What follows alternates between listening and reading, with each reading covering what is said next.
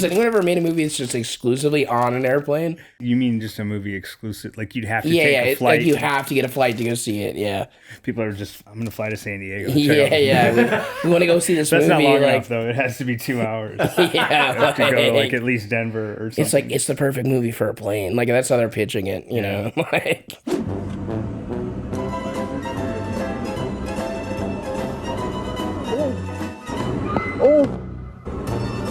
Oh, no.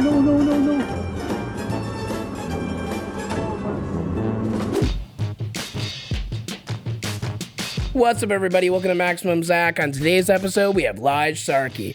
You've probably seen his movies, Peanut Butter Falcon, Sweet Dreams. He graced us with his presence today. We talked about movies on airplanes. We talked about how he got sober. We talked about his movies. We talked about our earliest memories. Let's get into it. When I was a kid, I would play when I play Oregon Trail. For some reason, I always said Oregon Trail. Me too, but that was like a Jersey thing for me. For some reason, I talk like that too. But I would always name all the people in my group. Like I would be like, I was on the Oregon Trail with Snoop Dogg, like Tupac, and like all these like rappers and stuff. And then, like, I would be so sad when they would die. Oh, no. Snoop Dogg died fording the river. I feel like that wasn't around when I was playing Oregon Trail. Like, Snoop and Tupac. They weren't. It wasn't, but, like, my school, like, where I originally started playing it, like, in the library, they had it on the computer. And, like, I would play it, like, while I was in the computer lab when I was in elementary school. And at that time, it was, like, early 2090s. Yeah. And I was, because I was like 80. Yeah. Right. 84, 85 playing it. Like on I don't even know. I don't think it was a Mac. I think it was like whatever it was. Yeah. That and I forget there was one other game. Number Crunchers. Number Crunchers? Yeah. What about like Carmen Sandiego? We started, by the way. We're just in this. Oh, cool. This is what we always do. We just like talking about random shit. Now we're here, baby. We're here. So, tell us a little bit about yourself, dude. What's your favorite way to play the Oregon Trail? Yeah. No, it's funny you said Oregon because I said Oregon. I was born in Oregon, but for real? Yeah. What part? Corvallis. Where I actually don't know. I said what part? Like I knew all of it. No, I didn't know either. Like I don't remember. I was born in a house trailer in Oregon. My mom was like I'm from Michigan. I say Michigan because I spent most of my childhood in Michigan, and that's where my parents are from. But then, what part? They ended up in Oregon. What part of Michigan? I know about Michigan. I promise, dude. Early days was Tawas City, which is like a couple hours north of Detroit on Lake Huron. Yeah, very small town, like still very small. Yeah, and then the latter half was Traverse City. Okay. Yeah. Yeah, I have some family like near Traverse City, and then I lived in like a small town. Like I lived with my uncle for a little bit, like up in like I think it was more by like it was like Grayling or something, like up in that area. It was like pretty much like the top of the of the mitten, and I just lived up there for a little bit. Saw a bunch of Amish people. Oh, you're deep. Yeah. They have it's still Amish deep is like Michigan? it's only a couple hours still. Yeah. That was my first experience with Amish people. Was in Michigan. I don't know that I know this Amish neighborhood. Yeah. Yeah, dude, I did. All I knew about Amish people was Amish Paradise from Weird Al. That's all I knew.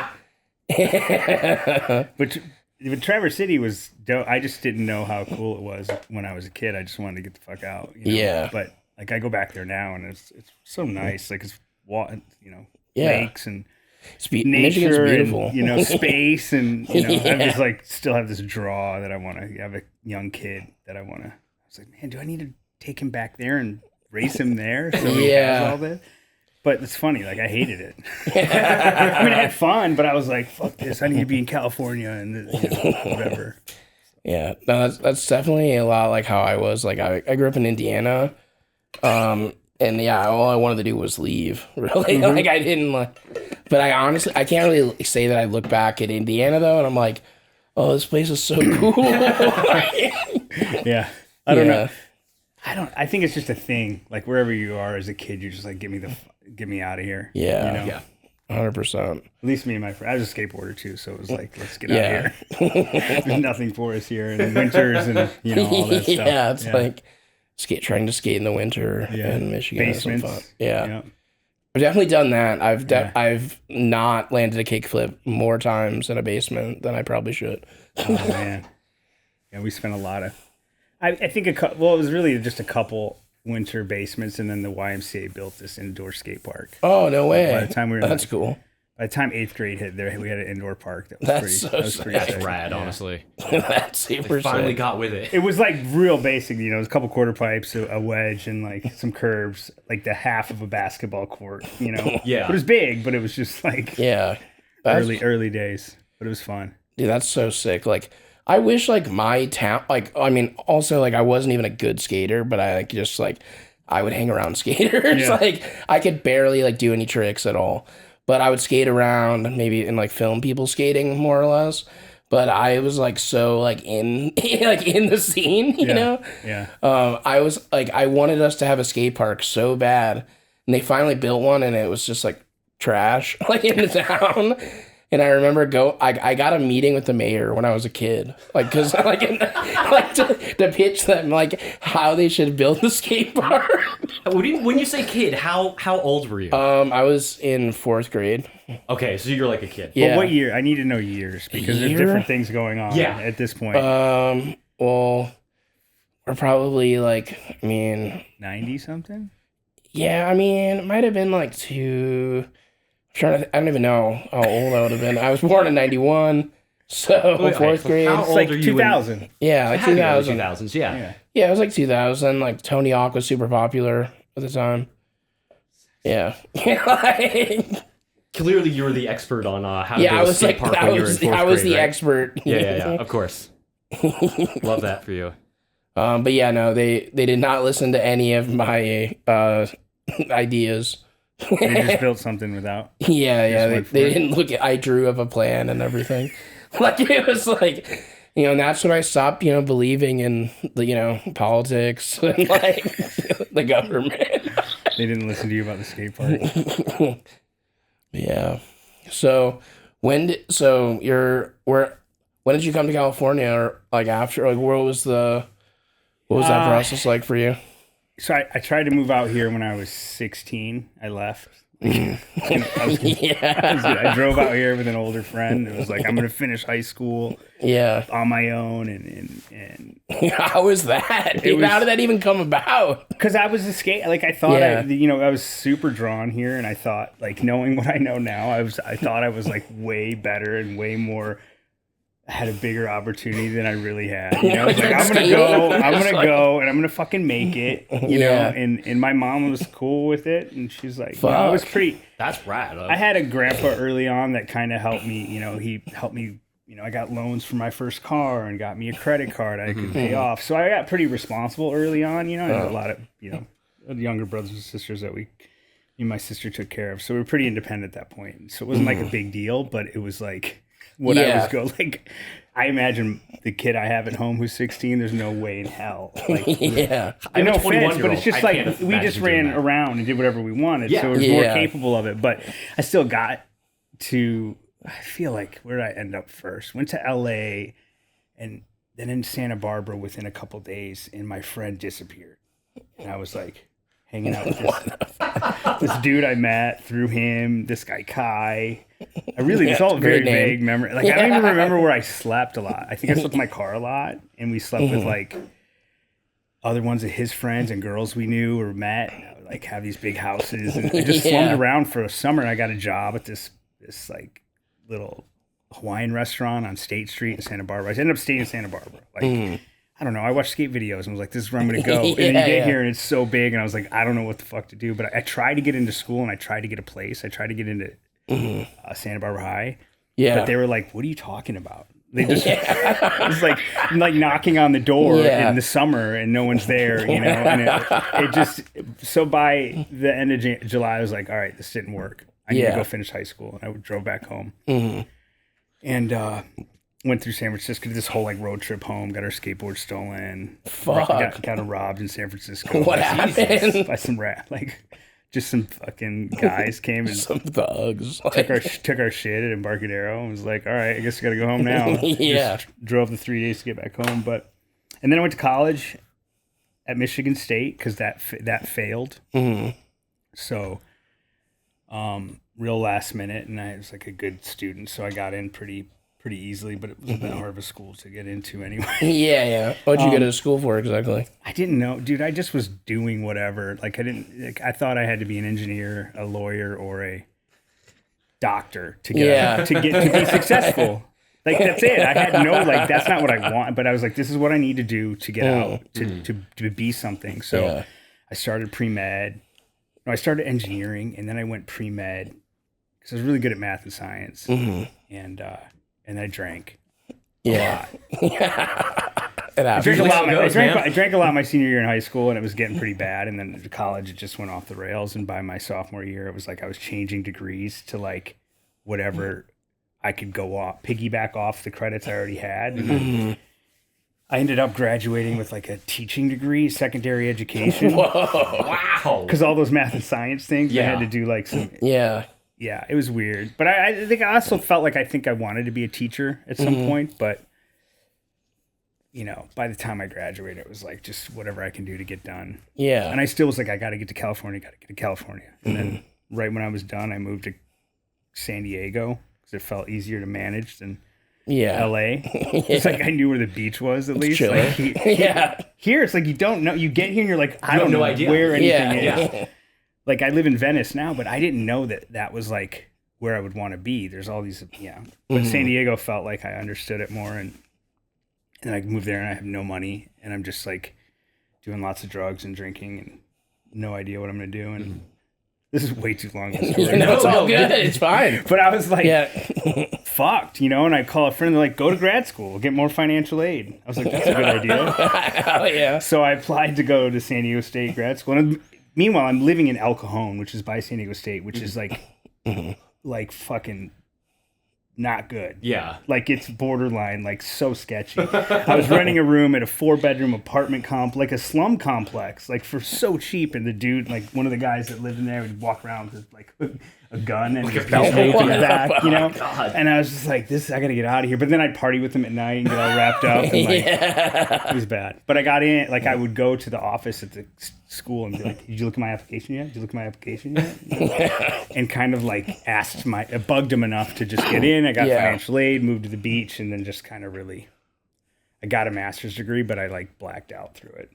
Fuck. It was bad. And then I just spent another few years of really kind of going off the rails with like partying and things like that, which like who hasn't done that? Me end up where I am now, but like it was just a real like exploration of social debauchery. Yeah.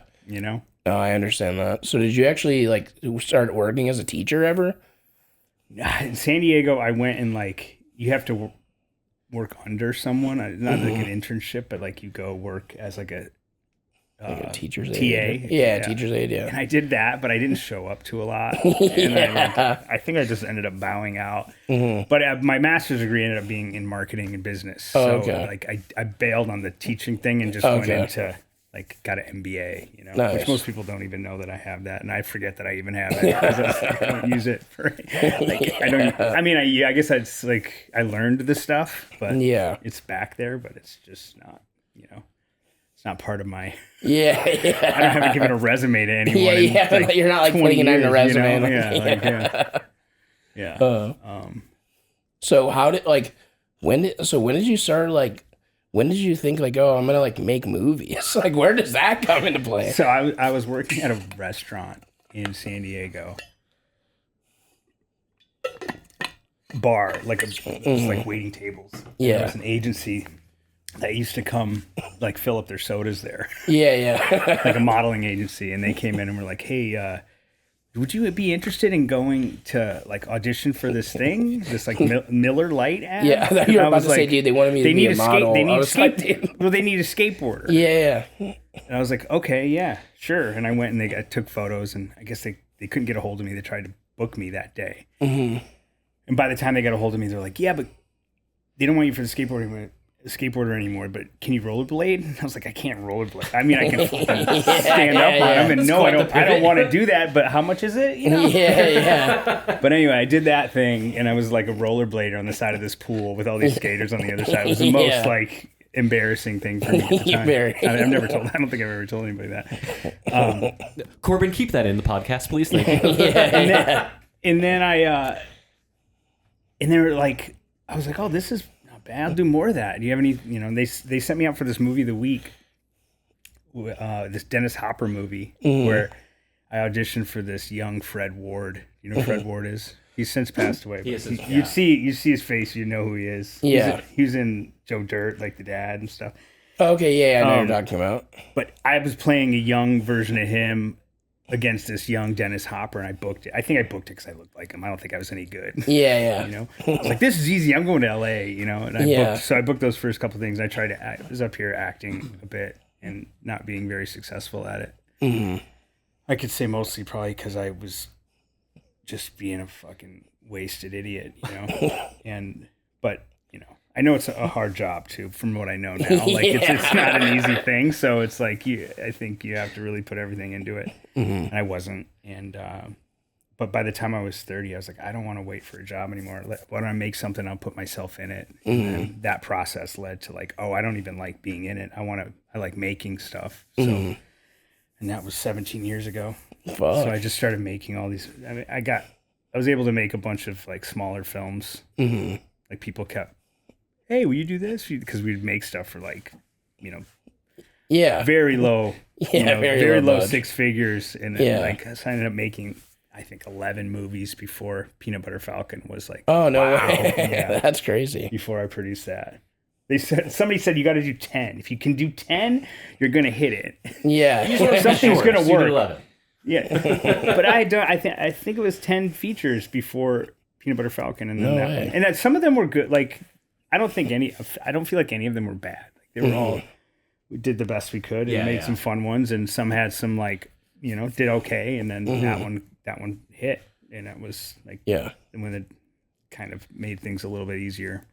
No, definitely. No, Peanut Butter Falcon was awesome. It was incredible. No, it was. it My wife is getting her master's degree in social work right now, and she just did a paper on it last semester. Oh, wow. That was the first time I watched it, and I was like, "This is really good." Yeah, it was very well done. No, that changed the game quite a bit. You know, but it was also really hard, and you didn't know. The only reason, like, it's really hard to get done. It was like it almost fell apart so many times, and you know, the whole story. But by the time we got shooting, and as hard as it was, like one of the directors was an editor, and he would put together scenes from the stuff we were doing. Those like the stuff we'd shoot that day, and we like, oh, this is good. Like we kind of knew that this was something special. Like you don't know how it's going to end up, but it's like which is very motivational when things are hard, because we're shooting in Savannah, and it's fucking we're outrunning like tornadoes every day, and just getting burned left and right with all these different things. And you know, there were a lot of things that, you know, just kept, you know, making movies is hard. It wasn't easy, but it was like very rewarding to know that it was working. And thank God, you know, because that's the whole thing. Like we try to get it to a bunch of big festivals. A lot of them said no, that you'd think would have said yes. And then no one would buy it. Wow. No one would buy it for anything worth a damn. And thank God for my producing partners, and we were also financiers. They believed in it, and we tested it, and we're like, this thing works, you know. And then they put up the money, and we put it out very independently. We used Roadside. We did it with Roadside, but they put up the money, and they put up a lot of money to do it, and it worked. Very easily could have not worked, but if they didn't do that, I don't know. It could have just. It's funny, like it could have just been lost in the ether. You know? Who knows what would have happened? I mean, I'm glad it didn't. I don't think it would have been. That's hard to say, because I feel like the cream rises to the top no matter what. But maybe it would have been right away. It wouldn't have had the thing that it had. It was the last movie that's really done those kind of numbers. You know, that was just pre-pandemic. Like, so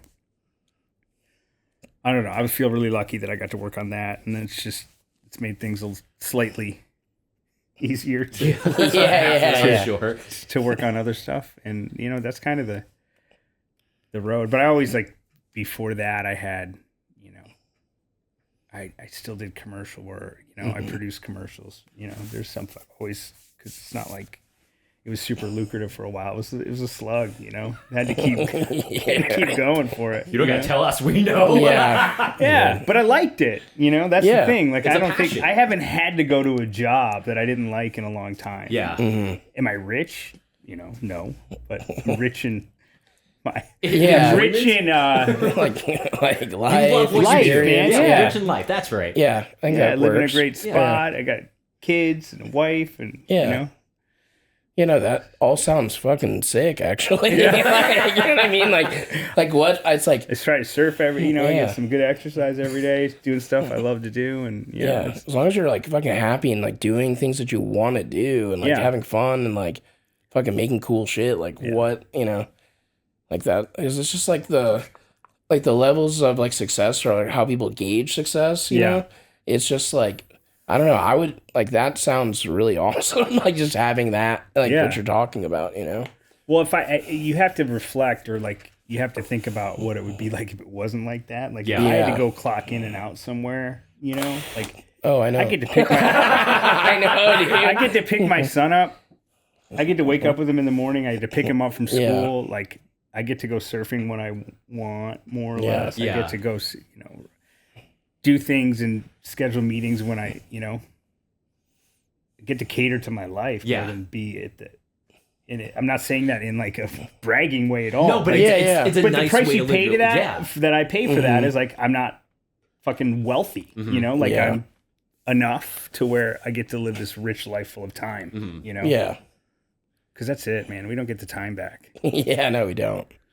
And like, dude, like when you want to do like creative stuff and you have to go like clock in somewhere, sucks, dude. I did that. I mean, I did that for a while. Like, I guess I did. I worked at bars and stuff, and like, had side hustles and stuff until, Yeah. Now it's just like I'd rather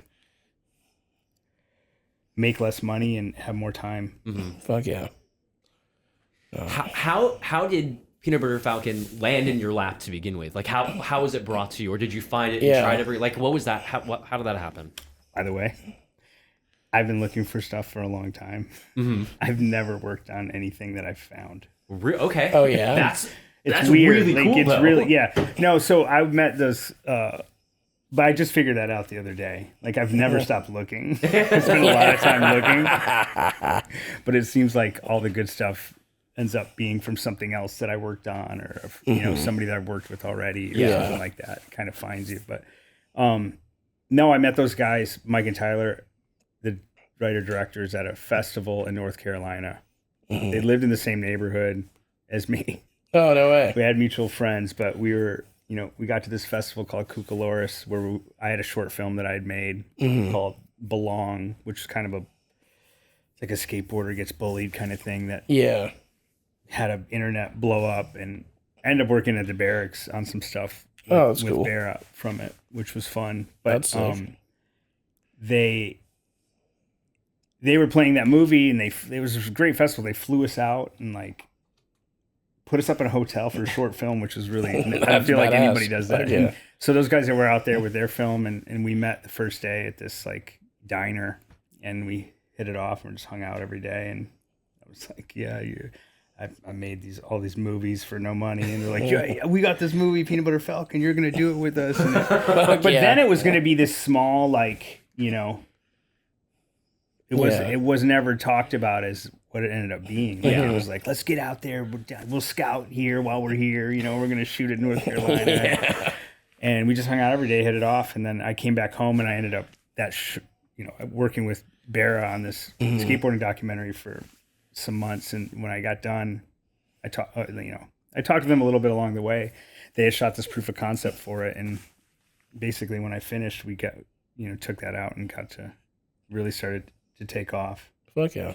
Yeah, but I met him at a festival. That's badass. Yeah, it was crazy.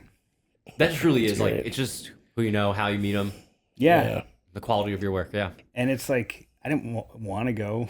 How many things that I don't want to go to that I don't go to? That, you just never know. Yeah, you don't know what opportunity you kind of missed from it. But I feel like it's all working out there. to your advantage should you take advantage of those moments.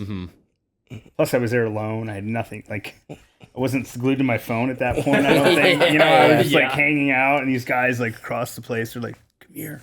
I was like, "Oh, this is weird." Tyler's very like that, though. He's one of the directors. He's very, "Hey man, come hang out with us." Because I wouldn't have done it. Oh, that's fucking cool. So you wrote and directed Sweet Dreams. How did that all like come about? I'm guessing I read it's from your personal experiences, right? Like somewhat. I didn't go to sober living. Yeah. But you said you did, right? I did, yeah. Dude, well, okay, that's even crazier because you encapsulated like my experience pretty well. Like it was very much like that, dude. Like, well, I mean, I was picking a guy up from sober living. Yeah. Like through that whole early stage process. Yeah. Like, and I got sober and I'm surrounded by those guys, and like it's really not much. I don't think it's that much different than just knowing them all. You can pick up on the process by knowing that. Pick up on the process. And I was picking a guy up to go take him surfing, who's now like one of my best friends. And we talked about it. He helped me write it. Like we came up with characters together because I was like, what about this guy? Would he be like, how would these, guys coexist? And he was really integral in like coming up with like just different people that would live there. Right. Yeah. But relationships was all based off just my personal, I think anything that I write is based off my personal experience or relationship or someone I know or, something like that. And, but I always wanted to make a sports movie, like a baseball movie. Softball's kind of like a sport. That counts. It definitely counts. It's like an underdog story too. Yeah. It's like I was like, no one ever. And I saw that movie, The Way Back, the Ben Affleck movie. Did you see that? I did not see The Way Back. It's good. I really liked it. But it's like not a happy ending. And I was like, dude, why did no one's ever like? And after doing I used to want to make all these kids kind of movies, like these fucking gnarly, like dirty, tough growing up stuff. And then I worked on Peanut Butter Falcon and was like, oh man, that feels really good to like have a movie where people like feel good afterwards. I was like, I want to do that. So Sweet Dreams was like, I just want them to win, at the end and like have it. So like there's something to struggle and a tough time, but the happy ending I think was important. So that was inspired by the softball and who's on the team. Well, you bunch of drunks from a sober living. It's like Bad News Bears, for adults. And it was like pandemic, and I wrote a couple movies during the pandemic. There's nothing else to do. Yeah, I mean, there was stuff to do. Sitting there. What else? But that's like I might as well take this time and use it for something. Yeah, where I don't have to be anywhere, and gratefully got to make both of them. Yeah, no, that movie was so sick. I remember I was literally on a plane watching it, and I was super tired, and I was like, I should go to sleep on this. But I was like, I saw it, and I was like, I'm gonna watch this right now. Dude, I ended up crying on the plane and stuff. It was so funny. It was funny, thinking of it now. After, I was like, dude, who the fuck is this guy crying next to me? Great. Was he in Jackass? Yeah, that's great. They can't tell why you're crying. Is it a Knoxville thing, or is it because? It's like, why is he crying? But no, dude, so many people saw that on the plane. It's crazy. So many. How do you feel about that, Bob? Do you feel I fucking love it. Changes? No, you I feel like we won. Yeah. If there's that's winning. I think all the people that made that movie and everybody to have it be on an airplane, everybody sees it. Yeah. Yeah. And if it wasn't on the plane, it just wouldn't have as many eyeballs on it. And still a lot of people saw it. It had a good. It still hasn't come out for its streaming window yet, which I don't know when that happens, but Paramount was really happy on how it had a good first couple month run, and then you think it's kind of done, and then it goes on the airplane and it's like a whole new life. There's no money in the airplane really. But it's nice to know it's there. How do you even get in the airplane window? How do you? But I talked to other filmmaker producer friends of mine that would be like, hey, I saw your movie on the plane. I was like, yeah, man, how many movies have you had on the plane? They're like, they've made a lot of movies. Yeah. Good movies. And it's like, yeah, not that many. And I think it's very cool. Like, doesn't mean that I don't think the Airplane is a certain quality level. Mm-hmm. It's the type of a film. Like, it's good for an airplane. Mm-hmm. I think it's great made for an airplane. It's like not long. It's fun. Yeah. Makes you cry. Yeah, it made me cry. I'm probably the one to cry. Maybe not. I was stoked. Like, to have it be on the airplane is great. It's like I feel like we really pulled it off. I love that. Yeah, dude, I watched that. Then I watched Mighty Ducks D2. Yeah. See? Double feature. Oh my God. Wait, so what? I'm interested. What do you think that you would think it would mean being on an airplane? I'm just thinking, like, when you read interviews with filmmakers, they're always like, not that it's shitty, it could be like, oh man, I don't even know that. Like, they want you to be in a theater with a surround sound to experience the film. And I mean, like, it's real. Like, I have no problem. This is the way Scorsese intended it to be watched. Just that's what I mean. But like, that's amazing to me that like so many more people get to see it on an airplane and experience it, and you could be going anywhere and the guy next to you could be watching it, and that's a cool feeling. Yeah, dude, I don't care where they watch it. Yeah. I mean, look, I appreciate movie theater and everything. I go to movies a lot. I want movies. This came out in theaters briefly at the beginning, but more people saw it on the airplane. It's so fucking cool though. Whatever, most people can see it. Has anyone ever made a movie that's just exclusively on an airplane? I don't think so. That would actually be kind of cool. It's like not the plot, but they're just showing it. So people just not the plot. Okay. Like it's the movie Airplane. Oh, it's like Airplane and Red Eye are the only two airplane movies I can think of. People are seen Snakes on a Plane before. Snakes on a Plane. That's right. Money Plane, which is probably that. Money Plane. Okay. Have you seen Money Plane? I have seen Money Plane. It's bad, but it's hilarious. Terrible. You seen Money Plane? No, I've never. It was 2020, right? Yeah, here it is. Yeah. 2020. What's the plot exactly? It's like, it's like. Hang on. It's like a high. It's sort of like It's kind of heisty. It's when his family is in danger, a professional thief is forced to rob a futuristic airborne casino filled with the world's most dangerous casinos. A very silly movie. Yeah. So one of the guys, he was like a Disney Channel kid. Like, cool. He's in a bunch of movies. Kelsey Grammer's in it too. I forgot. He's an adult now. Oh, Joey Lawrence. Joey Lawrence, yeah, one of the Lawrence brothers. Yeah, that's who it was.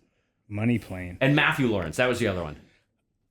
You mean just a movie exclusive? Like you'd have to take a flight? Like you have to get a flight to go see it, yeah.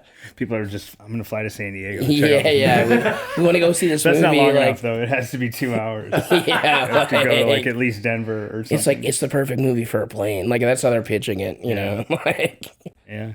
Like American Airlines like pays for it. They're the ones putting up the money for it. Well, definitely can't be a disaster movie on the airplane because they're not going to want to. Yeah, they're not going to pay for that. No, they will not. But no, like I think the idea, like honestly, in the end of the day, like wherever it's at, that more people are going to see it is like the best. You know? Totally.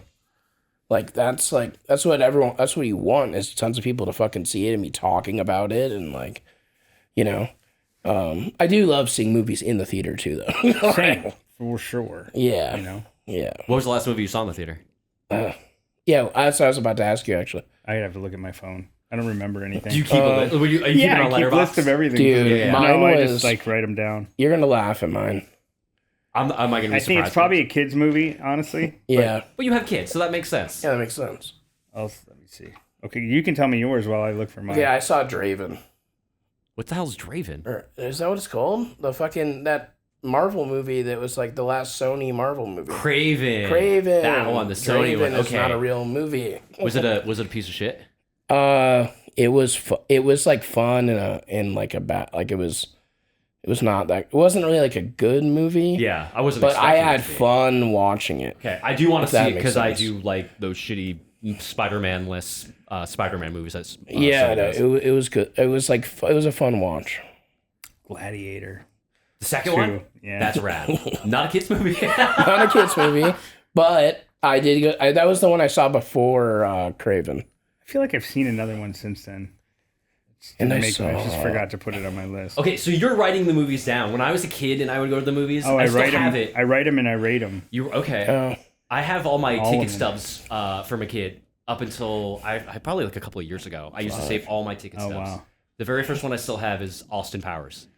The original. Wow. Fuck. It's wild. I've seen a bunch because I have all these, home screeners, but yeah, I haven't.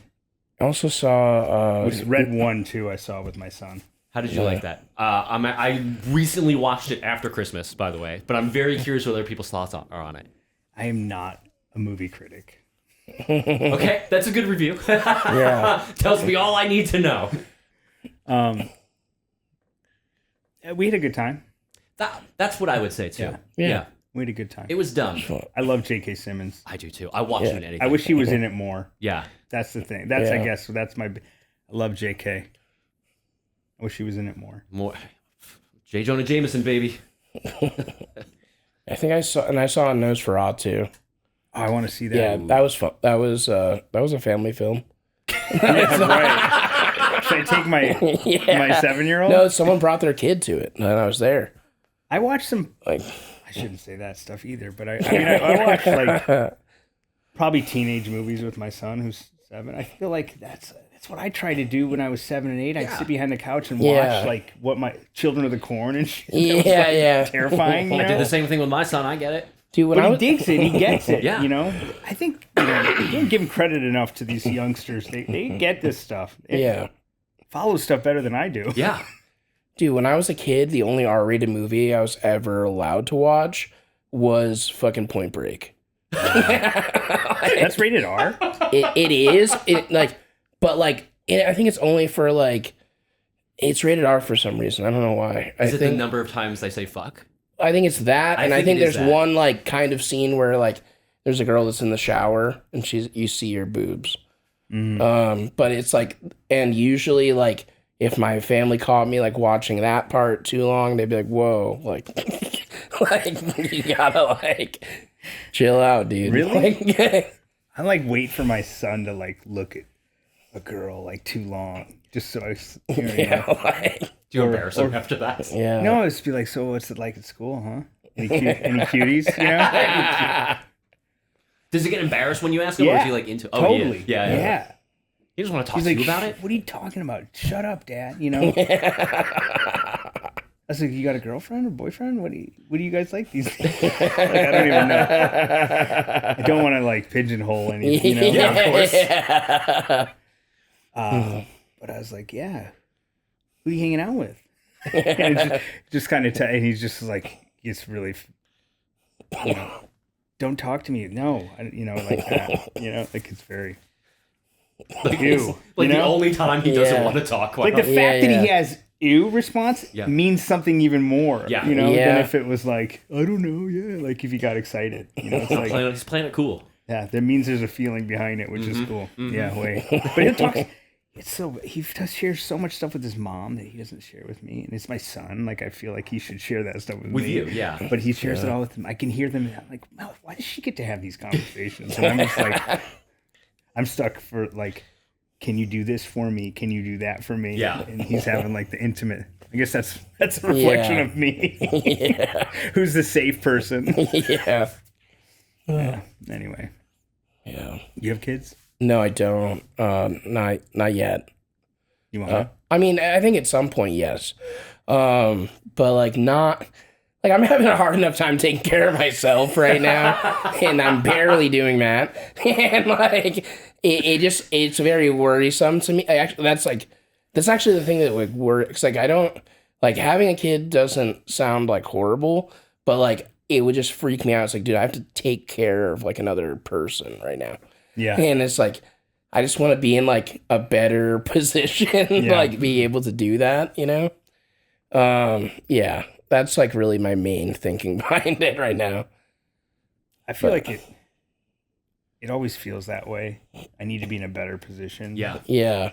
And then it's doesn't matter. There's never a good time. Yeah, then you're anything. You're just super old and you still haven't had a kid. No, it's I was why didn't I do this earlier? Yeah. Yeah. I was such a bitch. This is the best part of my life. Really, I have purpose. Before that, I thought I had purpose, but it was all made up shit. Now I actually have someone that counts on me, and it's the best feeling ever. And it starts immediately. And then I'm like, why would I wait till I was this old to have a kid? I think I'm still gonna wait a little bit. You still wait. Yeah. Do you? I'm just saying for me, I'm still gonna wait a bit. That was like you just had the one? My wife had a kid with another man. I don't know how to properly say this. Yeah.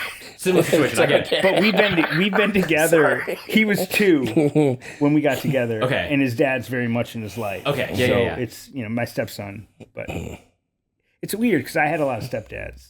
Growing up. I hated them all, and I was like, just trying not to be that guy. But I don't like. He goes with his dad every other week. Mm-hmm. I didn't go with my dad every other week. It was like, I try not to relate the experiences, but he's got a great dad who's in his life, and I'm just like, I just try to be the buddy. Yeah. But also we have rules at home, and it's of course, but it's it's got its challenges. But I've known him since he was 2, and I don't think he's known life without me. Like, you don't remember that. I don't know what's the youngest memory you have? Like youngest memory? Well, actually, I remember being born. No, but, you remember what? I remember being born. Actually, get out of here. No, I don't. But dude, I forgot what celebrity said that on a podcast. I think it was, dude, I forgot his name. But anyways, some dude was saying that he's like he remembered being in the womb and everything too. But I was like, no, you didn't. There's no way you remember that. You don't have to lie to kick it, dude. Yeah. I'm trying to think. Okay, I mean, like, probably the youngest. I remember. It was before. I don't know. It was probably. I mean, it wasn't a stunt memory, right? That's not like your earliest. No. Ever since I hit my head, no. But ever since the incident, the incident, yeah. Last year. No, I mean, I remember when I was a little kid, like, there was like, trying to think if that was the earliest. Like, I remember playing in my backyard at this one house when I was really, really young, and I moved out of that place. I was probably like maybe like 3 or 4. I bet you if you think about like what was the scariest moment earliest in your life you remember, that'll trigger. Yeah. Yeah, I remember when I was a little kid, I picked up like a bird egg that I found on the ground, and it was at this house, and like I didn't know like that it would crack or anything, and I picked it up and like fucking it like. It probably like there wasn't like anything really in it. I think it had fallen out like super early, but it just like fucking. I picked it up and it just, and then like and I was just like, no, I killed it, and like I was freaking the fuck out, dude, because like I thought like I knew that that's where birds come from, So I was just like freaking the fuck out. Did you have the birds and the bees talk at that point? No, no, we didn't have that. But, like we just had the birds talk. I don't know the birds talk. No, I don't even know what that would be, but like, yeah. How old? Like, I mean, this is way before preschool, so like 2 or 3. Like, I feel like I have it has to be like memory. it has to be like 3 or something. Yeah, it has to be. Also, I remember having like these friends, like I wasn't allowed to like hang out with the neighbor kids, but we would like hang out through the fence. And just like so stupid. Yeah, dude, we'd be like, yeah, it would be a lot cooler if we could like play in the same yard. But like, yeah. Maybe at the fence. Yeah. And you just hang there for like an hour. Yeah. Just hang out. They're like, yeah, he's just back there at the fence. Are you like throwing a ball back and forth to each other, or are you just like chatting? Like stuff like that, chatting. We would like play guns and stuff. That's so weird. Yeah. How could you play guns on the other side of the fence? I don't know. We would just like, you can't shoot through the fence. We'd argue about that, but like, I feel like that's kind of normal. Yeah, situations like that. Like I wasn't allowed to do like anything like as a kid, and then that's why I am how I am. That's why things like shit has hit the fan many times for me because I wasn't allowed to do anything. Like literally. Yeah. Yeah. That's rough. I was allowed to do everything. Yeah. No, dude, I remember like. But that didn't help. Dude, I remember when I was first like allowed to like ride my bike like away from the house. Like, dude, I remember like trying to like, it's like, why do I even have a bike? Like, you know, I can't like ride it around like freely.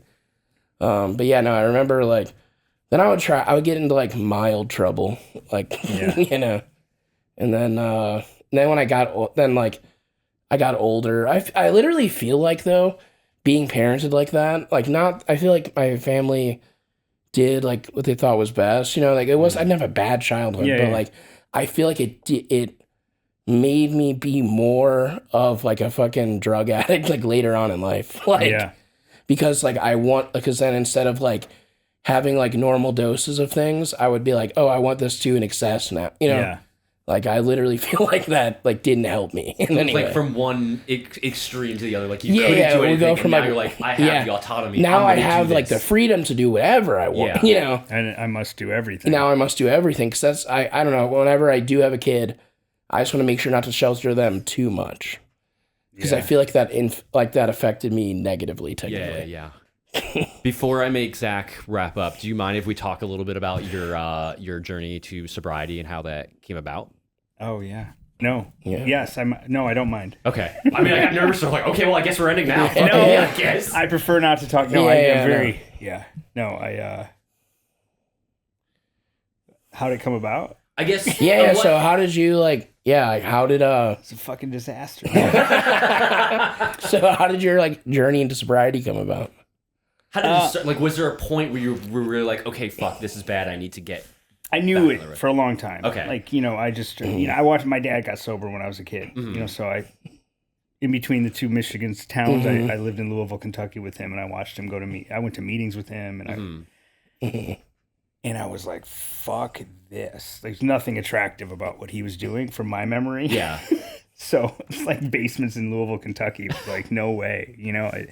That's my image, or even like what, and no offense to my father, I love my father, but like what his life wasn't like something I was like, I can't wait to do that. You know? So by the time I'm a teenager knowing, oh yeah, I'm definitely alcoholic, like I was trying to figure out every which way to work with it until there was definitely no way to work with it, which was, you know, took me till I was 35 to really throw in the towel, you know. Okay. And that was a conversation with my now wife who said, you know, you need to stop or we're done.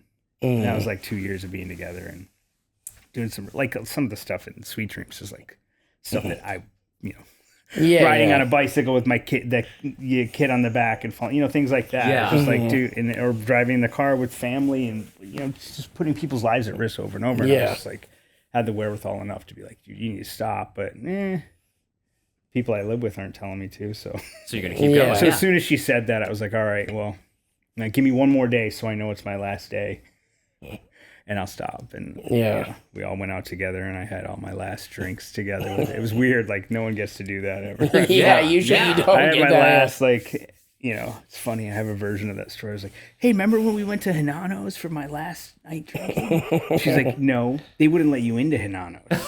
The last thing you had was at the Whaler across the street. I was like, oh, shit, you know.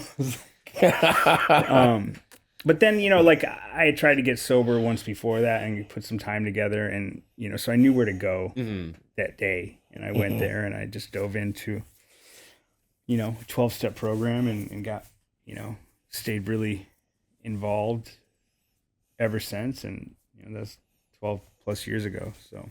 Oh, yeah. Oh, that's sick, dude. But it was all like, you know, I don't know, like why I got sober or why, like I just how do I mean, like here the reason I wanted to make Sweet Dreams even was to be like, look, my idea of sobriety, pre-sobriety was like, my life is over, this is gonna suck, how am I ever gonna have fun, like how am I gonna watch a game, how am I gonna have sex? Like all these things I was like, I had to drink to do. You were associating the alcohol with all everything of this. I did in my life I associated with, I had to have alcohol to do. Like, or I was sitting at home alone. I didn't have anybody around if I wasn't drinking, you know? So it was terrifying to stop. That's why I dragged it out for so long, you know? And then what I learned was like, oh my God, I was so wrong. Like the community that I have, the people, the relationships in my life and all the, like it is so big, it's so full and so much, and it has so much like love and kindness and people love me and care about me. And I do this, I didn't love, like I cared about myself. Yeah. Yeah. It was a life ran for myself before, but I thought that was the idea. I thought that that's what I was supposed to do. I have to pave my own way. I'm responsible for myself. Fuck the world. If I don't do it, no one else is going to do it. And then I learned that I was like, oh my God, I'm not supposed to do any of that. I'm supposed to get out of my own way. I'm supposed to just go with the flow. I'm supposed to help people. And then my life gets good. And that's what's happened. Yeah. And it just was like how wrong I was about it before and like how much I love it now. Yeah. But it's not just stopping drinking for me. There's a lot of stuff that I do, work that I do, in communities that I do it in that I need that. I need the tools and I need the, the community and the program to pull it all off. Right. Yeah. But yeah, man, it's the best thing I've ever done. It's like the 12 years is exponentially 10x, 20x more full than like the first 35. Yeah. Like it's just crazy. Like the amount of good stuff in a year is like, I can't tell you what was great for 10 years, from beforehand, and to think I would have carried on my whole life like that, just with that same, and I get a different perspective on my life. Like I never had that. And no one could tell me that before. Like I wouldn't listen to anyone. I was like, fuck you guys. You have no idea what you're talking about. I know everything. You know shit. And now it's completely opposite. I know nothing at all. Every day I learn that I know nothing. And every day I learn that I'm still have no idea who the fuck I am sometimes, and it's very enlightening. Yeah. And I was so ready to have someone close to me tell me, stop. Yeah. Like I was just waiting. I felt like I was just waiting for it. Yeah. Yeah, but if people talk about, there's like that moment of surrender. Like, and if you miss it, you might not ever get it. Yeah. And like the first time I got sober, I wasn't still ready to admit that I had no fucking idea like how I could pull it off. Yeah, yeah. So I still was kind of like, yeah, this kind of might work. And then but in the back of my mind, I was like, I'm still going to figure this shit out, And it didn't stay, So it was just, I don't know. Best thing we've ever done. For sure. Yeah. It's changed how I approach my life, though, too. That's the thing. Like, some from the stuff we were talking about at the beginning, like, I don't care about any of the stuff I used to care about. Yeah. At all. And so, like things that I thought were really bad that happened turned out to be really great. Like, there's like this thing I say, everything that's happened in my life that I thought was a tragedy, or like, the ex-wife, right? I had a wife before this wife. Yeah. Like that was, everything was over. My dad was like, you're never going to find someone, you're never going to marry up, Yeah. And I was like, fuck you, so, but then like, look at the woman I have now and the kids I have, like just everything that I thought was bad. There's always like a reason for it. Yeah. That's ended up good, Oh, that makes a lot of sense. Yeah. So I say that because I just don't know what is good or bad. Yeah. Ever. Yeah. You're learning as you go. Just as you cruise. go along at this point. Yeah. I love that. We can predict. We have no idea. Is a movie on an airplane good or bad? I think it's good. I think it's good. As we've discussed. Hell yes, it's good. I think all signs point to it's a very good thing. Yes. I was happy. Yeah. Like someone else can be like, that's the shittiest thing that could happen to your movie. I mean, the shittiest thing that could happen is that like no one ever sees it. I know. And it's not on an airplane. Yeah, it's not on an airplane. It's just like sitting on a drive somewhere. I was gonna say in a tin can, like in a fucking like you shot it on film or something. Like it's just like, fuck, dude. How did you like Knoxville? Knoxville's great. In the movie. Oh no, no. I liked his character a lot. Yeah. Like he did great. Like I loved. Great. Yeah, no, I loved his character. Like it was. He does like he has a way about like playing this like character that's like kind of like a shitty person at first, and then he like becomes, but he's like so lovable, Yeah. And he plays like I I've seen him like play like other characters like that too. Like, I mean, I guess the only one I can really think, but yeah, it's he just has he did a great job. Like it was really relatable, and it felt good like seeing things come together for his character, you know, in the movie, and just like seeing him like make the like, you know, not want to be in the sober living, and then like sort of and becoming like friends and like sort of bonding with everybody, you know. It was just like that whole movie is literally like my experience being in sober living before. Like literally. How long were you in sober living for? Dude, I was okay. That's a good question. I was in sober living. I went to the same one like multiple times, like once, where it was like I was there for like a year, and then one time, and then I got like, or I was there for like maybe like 6 months. I got kicked out, then they let me back. Like it was like kind of like, and it was like then they let me back, and then I, you know, started doing everything I was supposed to be doing. And like, I had so many like ups and downs, you know, but overall I was probably in sober living for like 2 years, like going, and then I was out for like a while and things were going good. And then things went bad again. And then I went to a different place, but yeah, it was technically probably like almost 3 years of my life. Yeah. But I mean, that stuff, like, I don't know, that stuff helped like a lot just in general. Yeah. But yeah. I ask everyone that comes on the podcast this question: is there anything that you do every day to make sure you're reaching your maximum potential? Maximum potential. There's things I do every day. It's the only thing that is consistent with this podcast. It is. And then usually that's how we end, but like, just so you know, nobody's ever had like, there's insightful answers. Some people like, I smoke weed every day, so don't think it's a like it can be anything. I've been lying. You're just like, honestly, three rails in the morning. Really gets me going. Yeah. No, I do. I wake up. Period. End of sentence. I wake up and I'm like, I made it another day. I drink a liter of water. Yeah. With some element in nice. it. Okay. Yeah, the whatever you call the what's it called? It's like a fucking, what does Gatorade do to you? Electrolytes. Electrolytes. Yeah. It's electrolytes. Yeah. It's an element, I think. And then I have a little coffee, and I sit down and I meditate. I talk to God a little bit. I have a few books I read some passages from. I do a gratitude list. And I get some exercise. Those are that's standard. Pretty consistent what you do. That's like, no matter what I'm doing, I do all that stuff. Yeah. So if I'm like traveling, I'll get up at 4 a.m. to make it happen. Like I make sure I get all that done, because it kind of sets me straight. Fuck yeah. And then everything else is kind of bonus. I get a little work done, and then the day's bonus, you know? Like, by then, like, I try to do all that before my son wakes up. Yeah. So I get up pretty early, like 4:30, 5 o'clock. He gets up at 6, and I need that, like, hour. I feel like if I don't have that hour, I'm fucking... Fucks your day. Your day's shot. I'm not fun to be around. Yeah. Like, I'm really not. Because I'm thinking about when I'm going to get that time for myself. So you can, like, start your so day if I don't that. do that early stuff, like, I'm you know, they put your own mask on before you put everyone else's. Yeah. And I just feel like it's really... I really love that, putting your own mask. I know airlines, baby. That's the way you live your life. You got to fill your own cup before you can fill somebody else's. Yeah. It's true. Yeah. Well, especially me, because I'm still very selfish. I